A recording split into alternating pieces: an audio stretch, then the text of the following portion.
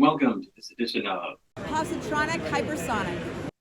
I'm Barry Cook, and this episode might look and sound a little bit different than my usual videos because I'm in an alternate studio location in Paris, France. So I'm making do with facilities available to me to make this video. I'm here to talk to you today about the most recent episode of Star Wars Ahsoka. It was called Far, Far Away. And as it begins, Ahsoka tells Huyang about Sabine going with Baylan willingly as they travel inside the Purge. And while she's clearly displeased by it, Huyang tells her it may have been the only choice for Sabine.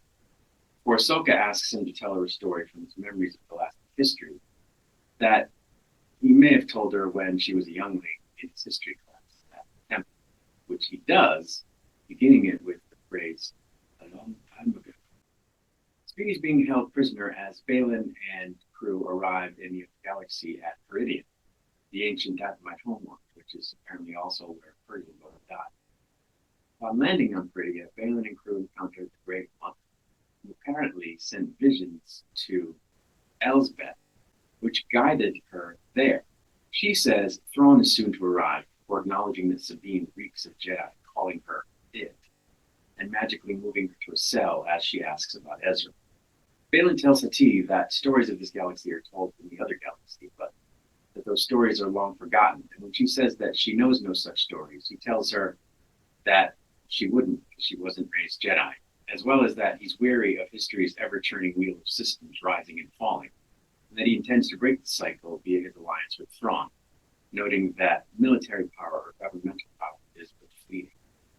Sabine, meanwhile, uses the Force to try to escape her cell, but then gigantic Star Destroyer, this big one, very big, ginormous. What I want to know though is how is it there? I don't remember Star Destroyer being sucked over to the other galaxy with Virgil in Rebels.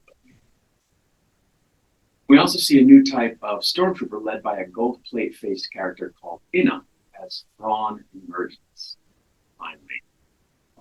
Which just gives me another question. Anyway, Sabine is brought before Thrawn, and he tells her he'll give her info on Ezra, saying he can't promise Ezra isn't already dead. He takes her to a mount called the Howler, gives her her weapons, and off she went looking for Ezra, whom Thrawn apparently plans to kill, along with Sabine, if she finds him. Sabine is soon attacked by bandits, who sound like sand people, and whom she dispatches in short order using blasters and lightsabers. Thrawn tells the witch lady he doesn't actually care if Ezra and Sabine are in fact killed by Baylan and Tate, whom he has sent after them, or killed by something else, or just stranded there when he leaves. He also says he doesn't care whether Baylan and Tate are abandoned or die. Sabine's mount returns to her after it ran off when she was attacked, and she scolds him, but then they reconcile, and he follows his nose to a certain spot and continues to sniff around until he finds water and discovers a small, scared creature called a nati, pretending to be a rock, which was pretty cool. The nati seems to have something of Ezra's with the rebel symbol on it, which he shows Sabine when he sees the symbol on her armor. He calls to his fellow nati, or nati, and Sabine and the Howler follow them. Baylan tracks Sabine, and when asked, explains to Tate that he doesn't know Ezra, who he calls a Boken Jedi who was trained in the field. He said that while he saw no future in the Jedi Order as it had become, he sees a future in the galaxy. Tate recommends leaving there, but Baylan says he senses something powerful there that he doesn't see a need to flee from, as Thrawn is doing. Sabine and the Nati arrive at a Nati village, and Ezra is there. Weird. He jokes that Sabine took long enough to find it, and to the delight of the Nati, they have a hug. She declines to explain how she got there, as the Nati prepare to move to the village, and Ezra tells her he can't wait to come home. The lead witch sister tells Thrawn that Ahsoka is coming, which shocks Elsbeth. He tells the lead witch sister to destroy any Purgil approach before telling the sisters he has a need of their dark. That's where the episode ended. It was only 40 42 minutes, which annoys the crap out of me, but there you go.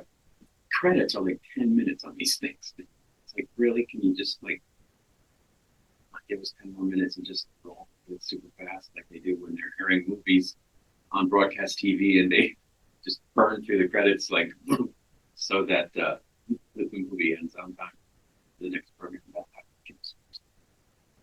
Anyway, you know, I like this episode. It wasn't any great shakes. And, you know, there's no way that every episode is going to be as good as the last two were. But, you know, I liked it. It furthered the story. I think we got some interesting dialogue that was cryptic, but, you know, foreboding and sort of foreshadowing. And that's good. I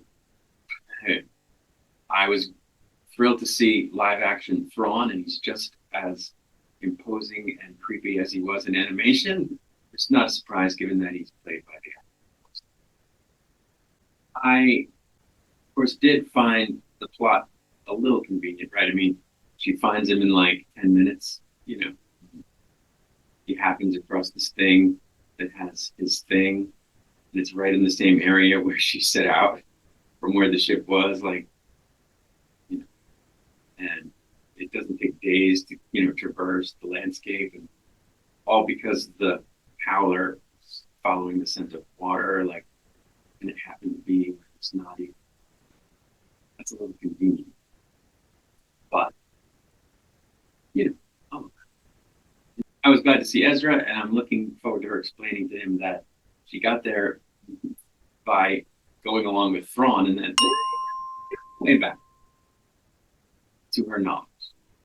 And, you know, I'm looking forward to Ahsoka actually arriving and the conflict that ensues there. But the visuals were stunning once again, especially the Star Destroyer. Oh my goodness, that thing was huge. Ginormous! And just looked crazy.